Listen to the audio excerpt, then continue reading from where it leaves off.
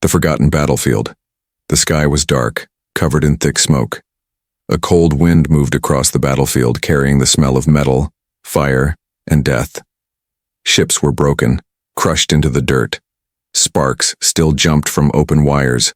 The war was over, but the ground still felt alive with pain. In the middle of the wreckage, a young alien girl lay on the ground. Her skin was pale and smooth, almost glowing under the broken light. Her black hair was wet with blood and dust. She wore silver armor, now cracked and burnt. Her long ears marked her as something different, something not human. Her name was Erin. She had once been proud, strong and fearless, a fighter, a leader.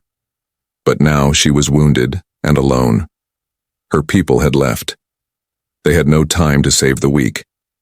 They thought she had died during the last attack. Maybe they didn't even check. But Erin was not dead. Her eyes opened slowly. Everything was blurry. Her head hurt. Her chest felt tight. Every breath burned. She tried to move, but her arms refused. Her legs felt broken. Still, she was alive. Silence surrounded her. Not a voice, not a cry. Only the wind whispering through empty metal shells. Then she heard it.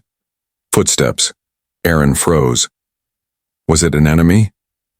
Was it one of her own kind who came back? The sound grew louder. Someone was coming closer. Then she saw him. A human. Tall, rough, and wearing a thick coat. He held a small scanner in one hand and a strange-looking bag in the other. His boots crunched against broken glass and wires. His name was Jacob. He was a salvager, a man who searched old war zones for parts and tools. He didn't fight in the war. He didn't choose a side. He just cleaned up what was left behind. Jacob wasn't expecting to find anyone alive. When he saw Erin lying there, he stopped walking. His eyes widened. He had never seen a creature like her before. She looked beautiful, not just in her face, but in a sad, strange way, like a fallen star or a lost dream. For a long second, he just stared. Erin stared back, frightened. Her hand moved weakly toward her side where her weapon used to be, but it was gone. She was helpless. Jacob raised his hand slowly. "Hey," he said, voice low. "I'm not gonna hurt you." Erin didn't understand the words, but she could see he meant no harm. Still, she was weak. Her body screamed in pain. Her lips parted, trying to speak, but only air came out. Jacob looked around. He knew it wasn't safe to stay long. Other scavengers might come, or soldiers, or something worse. But something in his heart told him to stay. He walked closer, step by step, watching her eyes for fear. When he reached her, he knelt down and touched her armor. It was damaged badly, burned, cracked, melted in some places. She was lucky to be alive. Jacob opened his bag and pulled out a small medkit. "Let me help," he whispered. Erin didn't stop him. He cleaned the blood from her face and placed a bandage over a deep cut on her arm. She flinched at first, but then relaxed. She was losing strength fast. "Who did this to you?" Jacob asked, even though he knew she couldn't answer. He looked around again, still quiet, but he had a bad feeling. Suddenly, a sharp sound echoed through the ruins. A metal pipe fell from somewhere above. Jacob jumped and looked up. Someone or something was out there, watching. He turned back to Erin. "I can't leave you here," he said. She blinked slowly, her eyes full of pain and confusion. Jacob knew he had to move. If he stayed, they might both die. If he left her, she would die for sure. He made a choice. Carefully, he slid one arm under her back and the other under her knees. She was light, almost too light, like her body had forgotten how to live. Erin gasped softly but didn't fight. "I've got you," he said. He stood up and started walking, each step heavy. The shadows around him seemed to move. The wind howled louder. Someone was following them. Something follows in the dark. Jacob moved fast, his arms wrapped around Erin's fragile body. She barely weighed anything. It was like carrying a shadow. Her silver armor, though cracked and broken, still shimmered under the broken moonlight. Her breathing was shallow but steady. The wind picked up again, blowing ash and dust into the air. The sky growled with thunder far off in the distance. But Jacob wasn't worried about the weather. He felt it. Something was behind them. Not human, not friendly. He didn't look back, he couldn't, his hands were full, but he heard the soft crunch of metal under careful feet. He had been in too many dead zones to mistake that sound. They were being hunted. The path back to his ship was long. He had hidden it under a pile of wreckage, buried deep to avoid raiders. Now it felt too far. Every step was harder. Every breath, heavier. Erin's head rested against his chest. Her eyes opened just a little. She saw the fear in his face. She felt the tension in his arms. She knew they were in danger. Jacob ducked behind a half-destroyed transport vehicle, crouching low. His ears picked up soft clicks. Movement. He glanced over the edge of the wreck. Nothing. Yet. He whispered to himself. Come on, think. Who'd be out here this late? The war was over. Most armies had left. But some things stayed. Things that fed on the weak. Things that didn't care about peace. A strange sound echoed in the distance, like metal grinding against bone. Erin flinched. Jacob glanced down. You know what that is, don't you? She didn't answer. She couldn't. But her wide, frightened eyes told him everything. She knew the sound, and she knew what followed it. Jacob reached into his jacket and pulled out a small blaster. Not military grade. Old. Scratched. He checked the charge. 2 shots left. Great, he muttered. Suddenly, a shape moved across the smoke. Thin. Tall. Wrong. Jacob crouched lower, holding Erin close. He couldn't run now. If he dropped her, she would die. If he stayed, they both might die. The shape came closer. Slowly. It didn't rush. It was hunting them. Jacob pressed his back to the metal and whispered, I didn't sign up for this. Then, silence. No footsteps. No sound, too quiet. Jacob turned his head and looked over the edge again. Nothing. But Erin's hand gripped his shirt weakly. Her lips moved. She tried to speak. He leaned in. She whispered one word. Voice cracked. Valkar. Jacob's face went pale. He had heard that name. Stories. Rumors. Valkar were machines built for war. Not soldiers. Weapons. Designed to hunt survivors. Left behind by Erin's people when they retreated. Programmed to kill anything that moved. He now understood. She wasn't just wounded. She was marked. The Valkar were still protecting the battlefield, still following orders to destroy anything alive. And she was the last target. Jacob's heart pounded.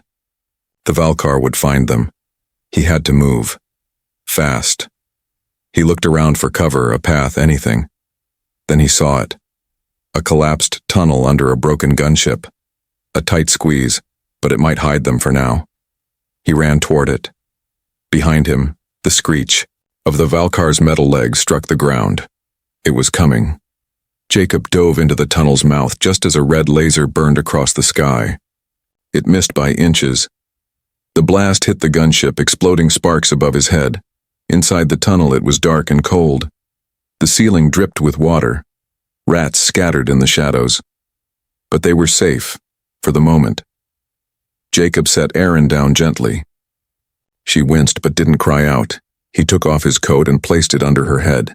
Then he sat against the wall holding the blaster, eyes fixed on the tunnel entrance. You've got a real talent for trouble, he said quietly.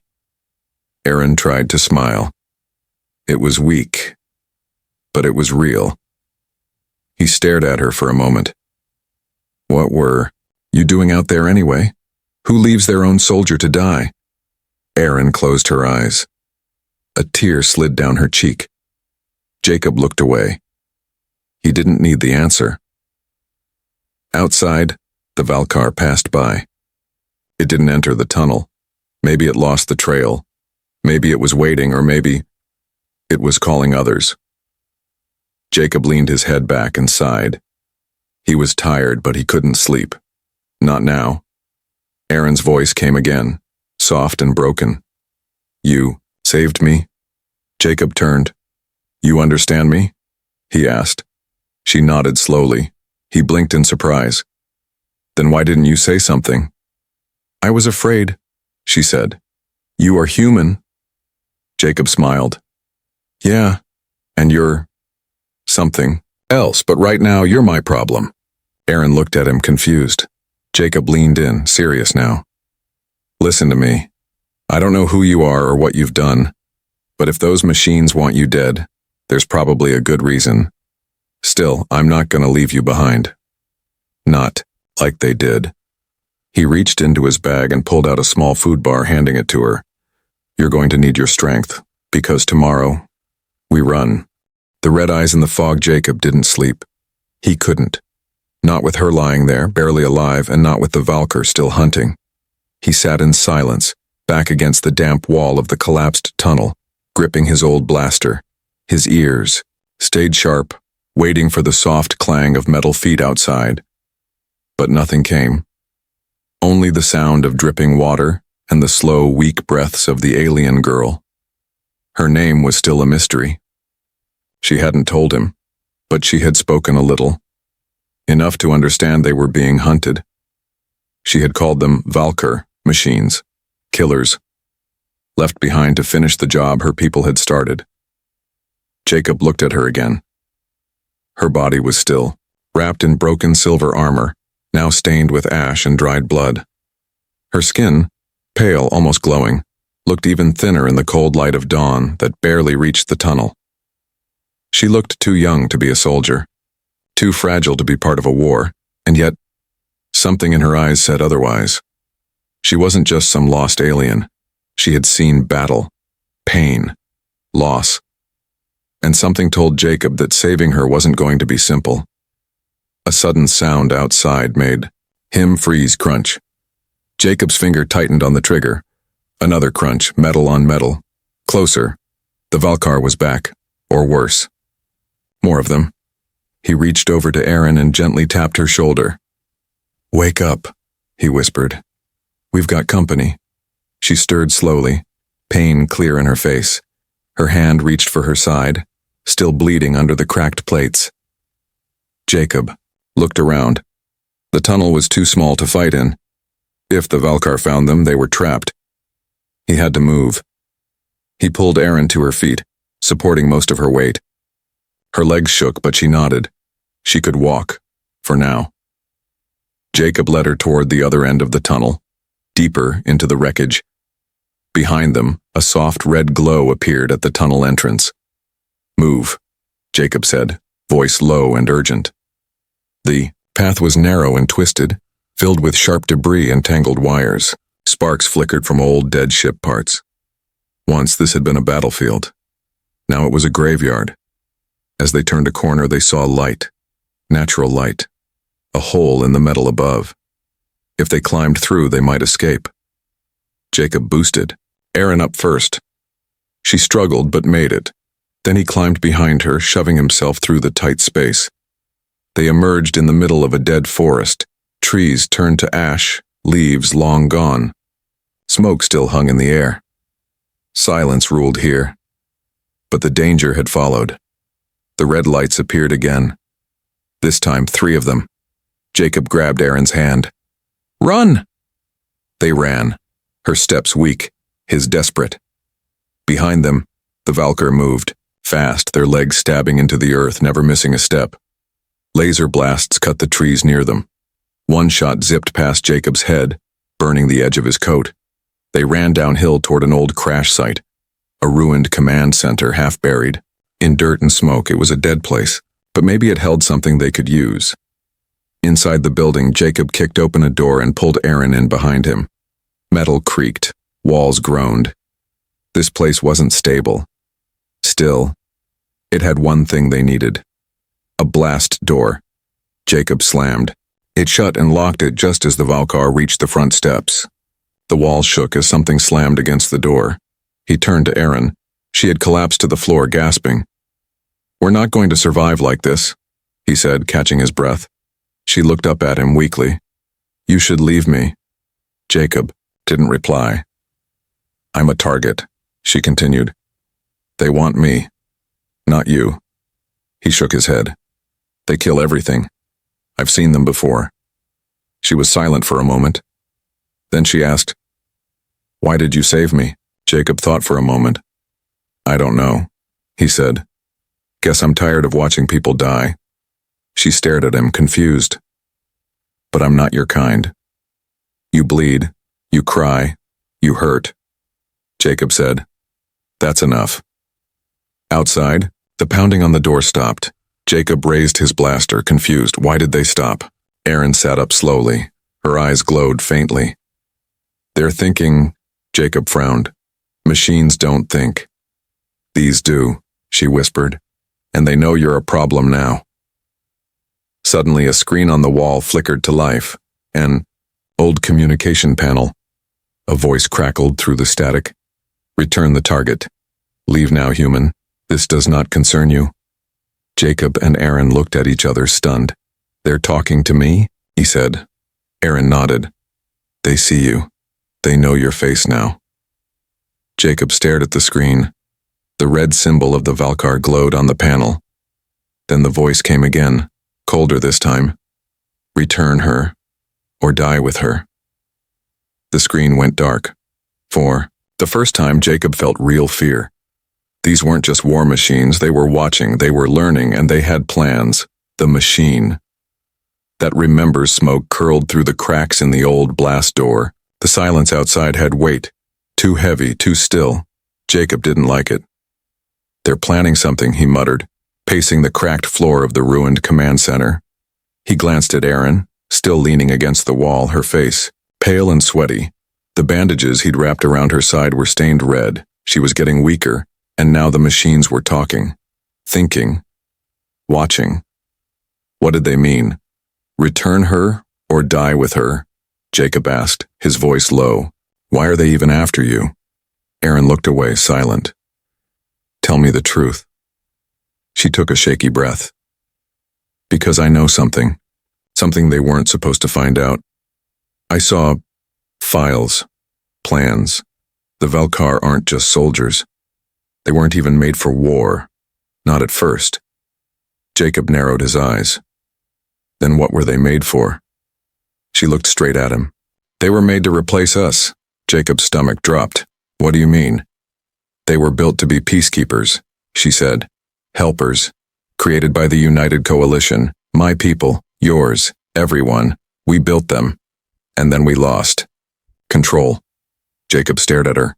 "That's not possible. The Coalition died," she finished.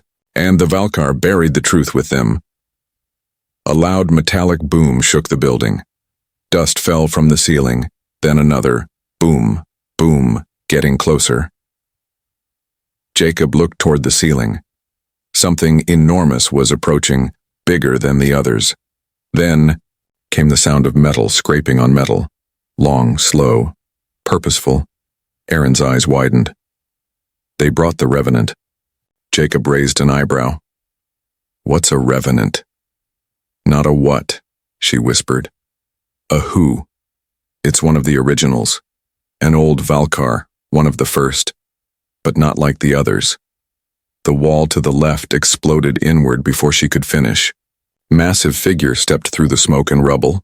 It was almost twice the size of a normal Valkyr. Thick armor plated its limbs like a tank. Its head was shaped like a helmet, with glowing red eyes scanning the room in slow, deliberate turns. And behind it, smaller Valkyr soldiers flanked the broken wall. The Revenant didn't speak.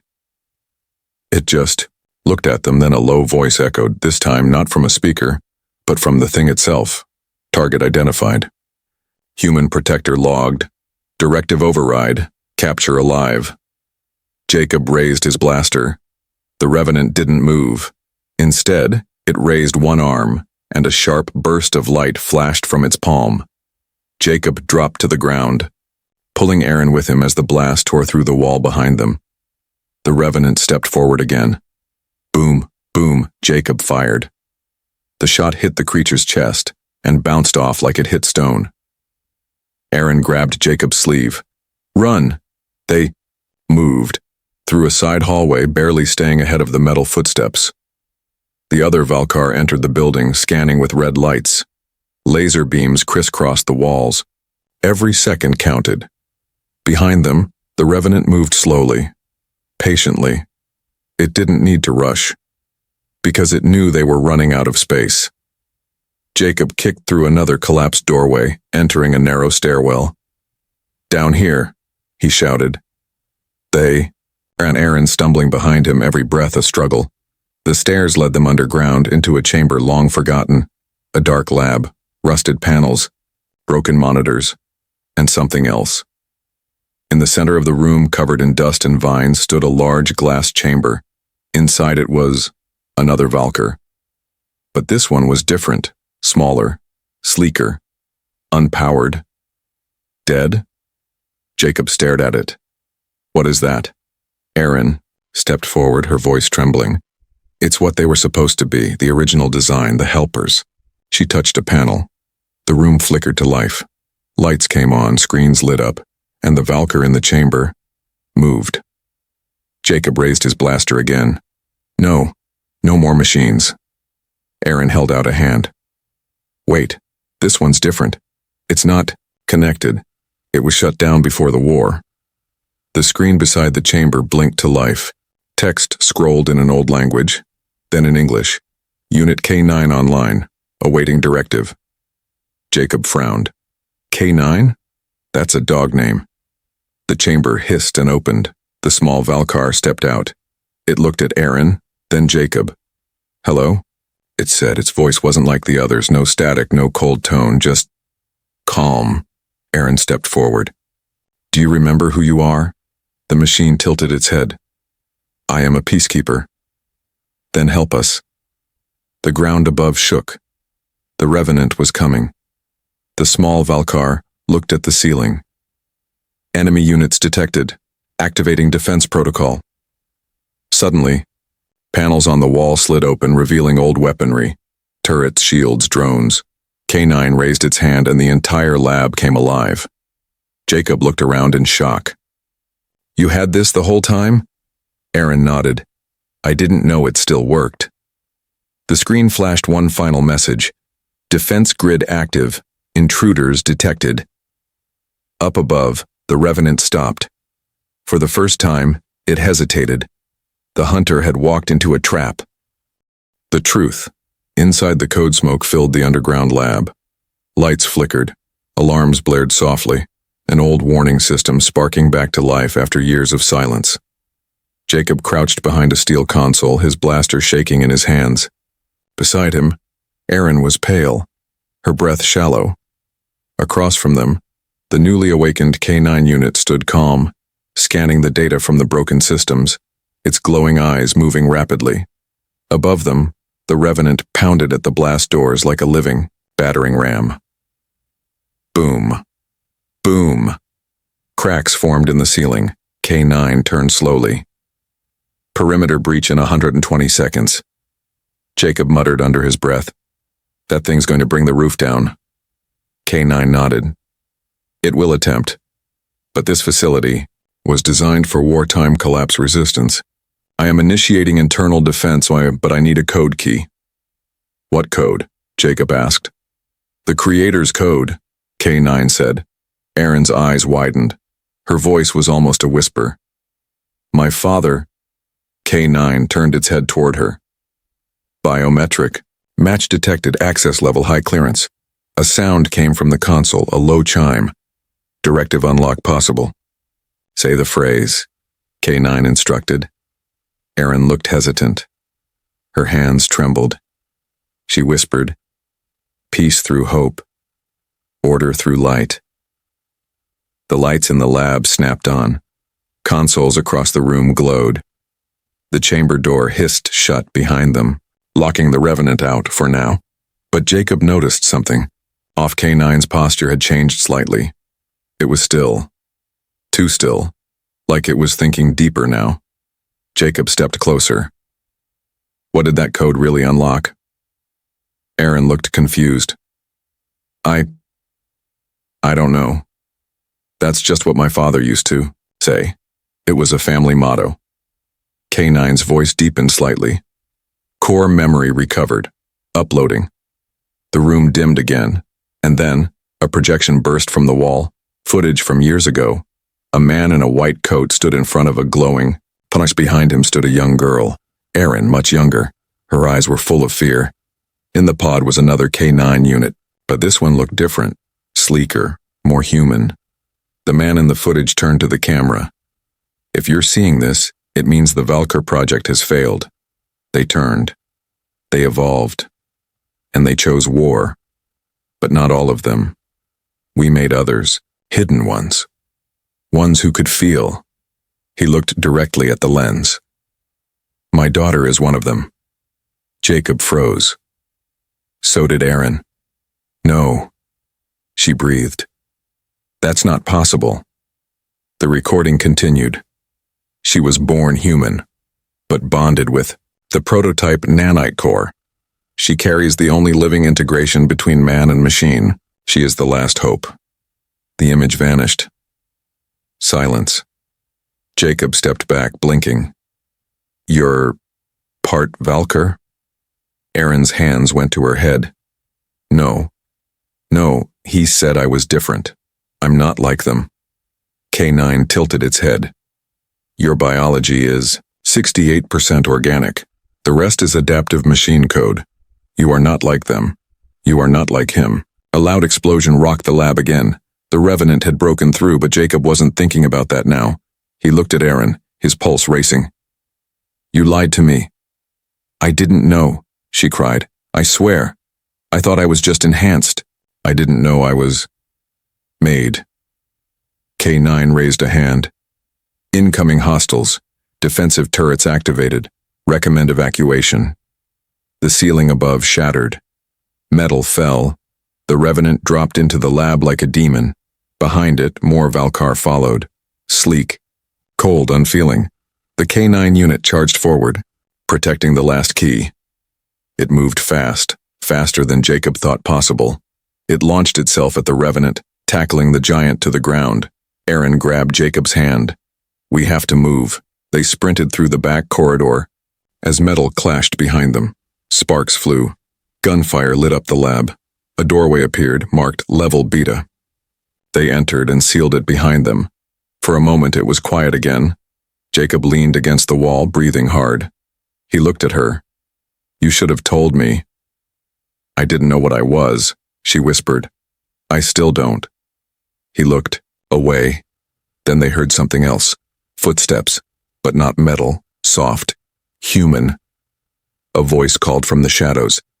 You made it. A figure stepped forward. An old man, hair silver, eyes sharp. Aaron gasped. Father? He smiled weakly. I hoped you'd find this place, and I hoped you'd survive long enough to hear the truth. Because what comes next will decide the fate of both our species. Between two worlds, the underground chamber was colder than it looked. Jacob kept his hand close to his weapon, eyes fixed on the man who called himself Aaron's father. He didn't trust him. Not yet. Not after what they'd just seen. Not after learning Aaron wasn't fully human. But the old man seemed tired, not dangerous. He leaned heavily on a console, his face worn like leather, as if the years had taken more than time from him. Aaron stood frozen. You're alive, she whispered. Her father nodded slowly. Barely, but long enough to see you again. Long enough to tell you the truth before it's too late. Above them, distant explosions rumbled. The battle hadn't stopped. If anything, it had escalated. The Revenant was still hunting. Jacob spoke first. You created her. Why? The old man looked at him with tired eyes. I didn't create her. I saved her. He turned to Aaron. When you were born, your body was failing. A genetic fault. You weren't supposed to survive past infancy. I couldn't accept that. So I took the nanite core, technology recovered from the Valkar scouts, and did something no one dared. I bonded it with your DNA. Jacob's face hardened. You experimented on your own daughter. I gave her a chance to live, the old man snapped. And she did. Not just live, thrive. She's better than them. Better than us. Erin shook her head. Then why do I feel broken? Her father stepped forward. Because you were never meant to be a soldier. You were meant to be the key. To what? Jacob asked. The man pointed to the back of the chamber. A large door hidden in shadows slid open with a hiss. Inside glowed a strange machine, half organic, half metallic. It pulsed with light as if alive. That is the bridge. It's a link between the Valkar core code and human neural systems. A translator, a peacekeeper, but it needs a conduit. Erin's voice was barely audible. Me. Her father nodded. Only you can connect them. Only you can make them listen. But they're killing everyone, Jacob said. They don't want peace. Because they were led by a corrupted AI, the Revenant. It broke from the original code. It sees humanity as flawed, dangerous. But if we activate the bridge with Erin's code, her mind, it can send a reset signal. It can stop the war. Jacob turned to Erin. You'll be connecting your mind to a machine built by enemies. That's suicide. Erin looked at the machine, then back at him. If I don't, everyone dies. The old man moved to the console. There's more. Once connected, your memories, your thoughts, they'll become part of the Valkar network. You may not return the same. She stepped forward. Then I better make my thoughts count. Suddenly, the ceiling above groaned. A hole blasted open. The Revenant dropped in like a demon of steel, its red eyes blazing. It moved fast, faster than Jacob could aim. But Erin didn't run. She ran toward the bridge. The Revenant roared. You are not pure. You are an abomination. It lunged, and Jacob fired, hitting it in the side, not enough to stop it. Just enough to slow it down. The old man activated the bridge. Erin stepped into it and light swallowed her. Her body lifted off the ground. The Revenant screamed and charged, but Jacob tackled it midair, both crashing into the far wall. Sparks flew inside the bridge. Erin felt cold. Then everything exploded into color. She saw everything, memories that weren't hers, cities from another world, thoughts from another species, emotions, rage, pain, hope, confusion. The Valkar weren't just machines. They were a civilization, one that had lost its soul. She reached out, not with hands, but with her mind, and she spoke. I am both. I am neither. I am the bridge. The code around her shifted. The Valkar mind paused. The Revenant, mid-strike, froze. Its body spasmed. Then it collapsed. Dead. In the silence that followed, Erin lowered gently to the floor. Her eyes glowed briefly, then faded to normal. Jacob ran to her. Erin? She opened her eyes. I'm here. Her father smiled, tears in his eyes. You did it. Sirens ceased above. The machines outside had powered down. Peace had begun. But Jacob saw the change in her eyes. Something distant. You okay? She nodded slowly. I remember everything now. I'm not just part human, part machine. I'm something new. He helped her up. What now? She looked to the sky. Now we rebuild. Together. Behind them, the old man collapsed. The strain had been too much. His last words echoed through the chamber. She was always meant to save us all. The hidden city.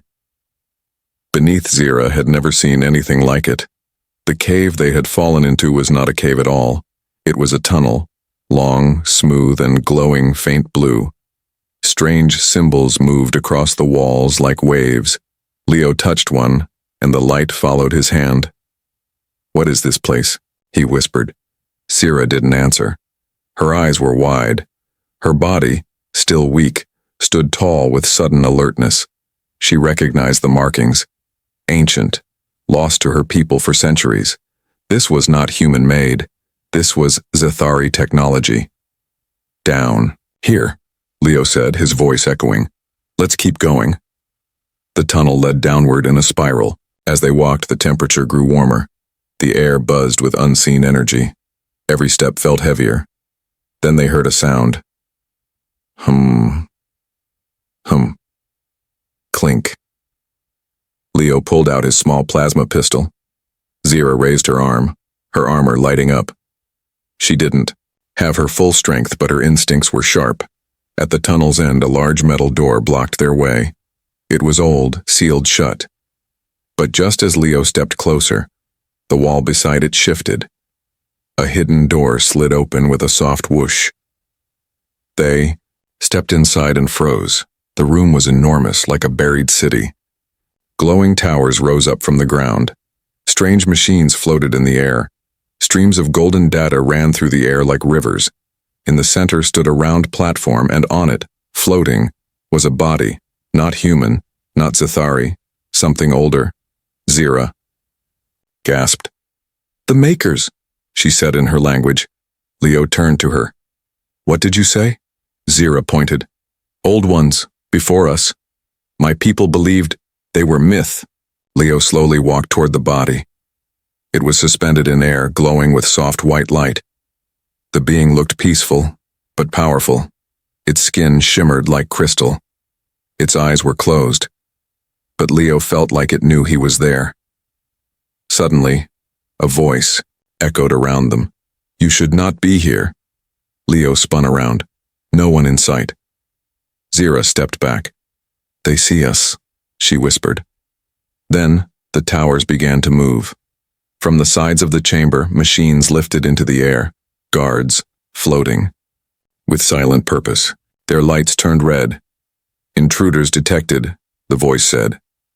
Explain your presence. Leo raised his hands. We're not here to steal. We fell. We're just trying to survive. Zira stepped forward, speaking in her language.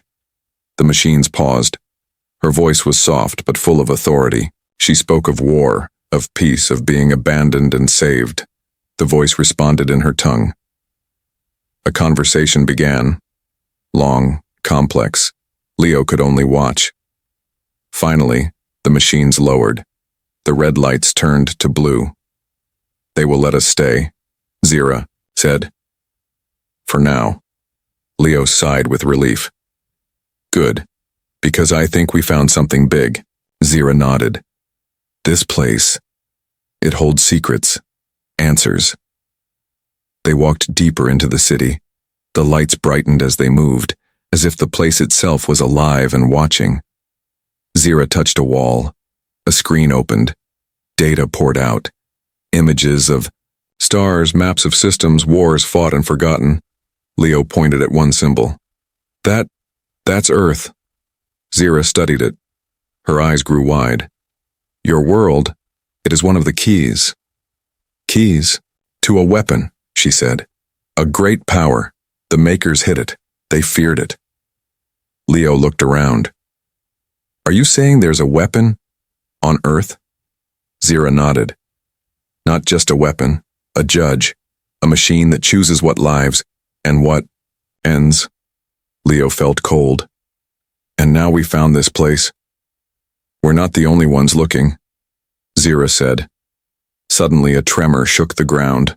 From far above, near the tunnel where they had entered, an explosion sounded. They found us, Zira whispered. Leo turned. Who? She looked at him. The ones who left me to die.